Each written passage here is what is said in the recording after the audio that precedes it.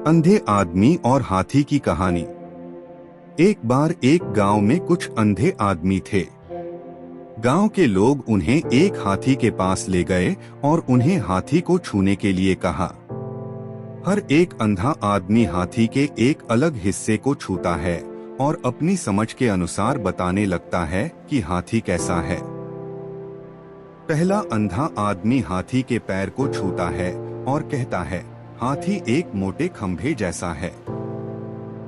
दूसरा अंधा आदमी हाथी के पेट को छूता है और कहता है, हाथी एक बड़े दीवार जैसा है। तीसरा अंधा आदमी हाथी की पूंछ को छूता है और कहता है, हाथी एक रस्सी जैसा है। चौथा अंधा आदमी हाथी के कान को छूता है और कहता है, हाथी एक बड़े पंख जैसा है। गांव के लोग हंसते हुए कहते हैं, तुम सब गलत हो, हाथी इनमें से कोई भी नहीं है। इस पर गौतम बुद्ध ने समझाया, तुम सब हाथी के एक एक हिस्से को छूकर पूरी सच्चाई जानने का दावा कर रहे हो।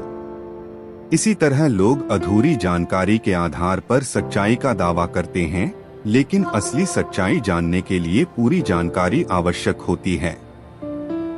2 भिक्षुक और राजा। एक समय की बात है, एक भिक्षुक गांव-गांव घूमकर भीख मांगता था। एक दिन वह एक राजा के महल के पास पहुंचा। राजा ने उसे देखा और उसे अपने पास बुलाया। राजा ने कहा, मैं तुम्हें इतना धन दे सकता हूं कि तुम्हें फिर कभी भीख मांगने की जरूरत न पड़े। भिक्षुक ने मुस्कुराते हुए कहा, महाराज, मैं इस संसार के मोहमाया से मुक्त हूँ। मुझे केवल अपने जीवन निर्वाह के लिए थोड़ी भीख की आवश्यकता होती है। आपके धन से मुझे सच्ची शांति नहीं मिलेगी। राजा ने आश्चर्यचकित होकर पूछा, तुम्हें सच्ची शांति कैसे मिलती है? भिक्षुक ने कहा, मुझे सच्ची शांति मिलती है अपनी आत्मा की सुनने से, ध्यान और साधना से। मैं अपनी इच्छाओं को कम करके और संतोष के साथ जीता हूँ। यही सच्ची संपत्ति है। 3 सपनों का महल। एक बार एक अमीर व्यापारी ने गौतम बुद्ध से पूछा, मैं अपने जीवन में खुश क्यों नहीं हूँ, जबकि मेरे पास सब कुछ है?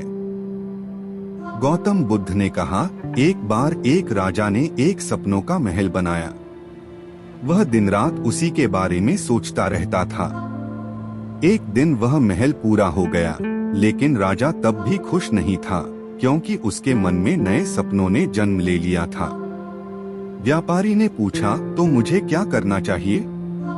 गौतम बुद्ध ने कहा, अपने सपनों को और इच्छाओं को नियंत्रित करो। खुशियां बाहरी वस्तुओं में नहीं, बल्कि मन की शांति और संतोष में है।